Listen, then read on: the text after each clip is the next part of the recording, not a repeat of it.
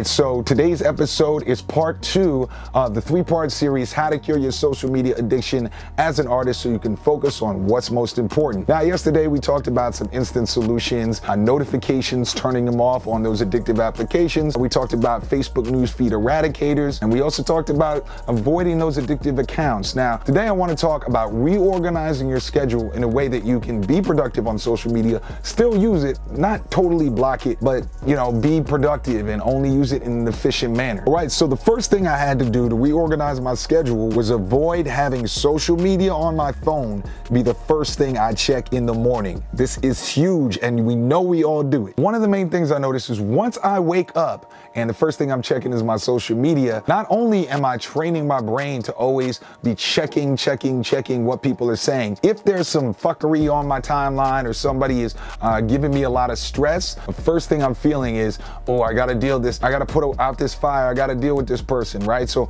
I'm training my brain to think and live in a social media universe when I really need to train my brain to focus on being a productive, creative person, being an artist, being a coach, shooting these videos, not worrying about the first thing I wake up in my safe space of my home, in my bed, worrying about the whole universe and everybody else's problems. Second thing is I organize my day around 2 to 3 major tasks that I have to get done that won't involve me using social media all the time. All right, in my case, I'm a coach, I'm a YouTuber, I run a business, and I do music. So there are many things in my day that require 4, 5, 6 hours of focused attention that don't involve me scrolling through my timeline and looking at Russian models on Instagram. For you, you're an artist. You could be doing a large chunk of from writing all the way to completion of a song, having it mixed if you're doing your own mixing at home, going to the studio, networking with other artists, going to shows. There are many large tasks that do not require the use of a phone or a timeline or a news feed that you could be setting up each day. So at the very least, you know that you're getting these things done and it's cutting away at the opportunities even to look at the phone. When I'm focused on editing a major video, making a video course, coaching somebody for an hour straight, I'm not going to be able to look at my phone. When you're focused on a recording session in the studio, put your phone to the side.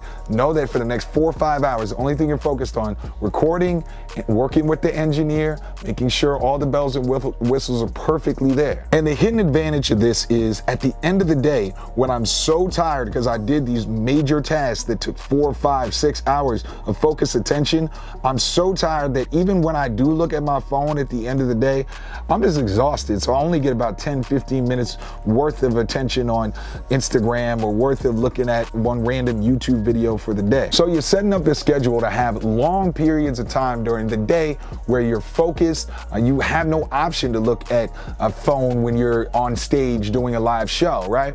And so by the end of the day, when you've been doing all that music, when you've networked all that time, you're gonna be so tired you're not even gonna worry about it. So those are 3 major keys and a little bit of advantages about how I reorganize my schedule so that I'm not addicted to social media. Hopefully you can do the same. As always in this series, this is designed so that you can plan your day tomorrow. You can actually implement this stuff. Yesterday, hopefully you went through the cleanse. If you're watching this video for the first time, go back to the other video. Maybe even autoplay will set it up.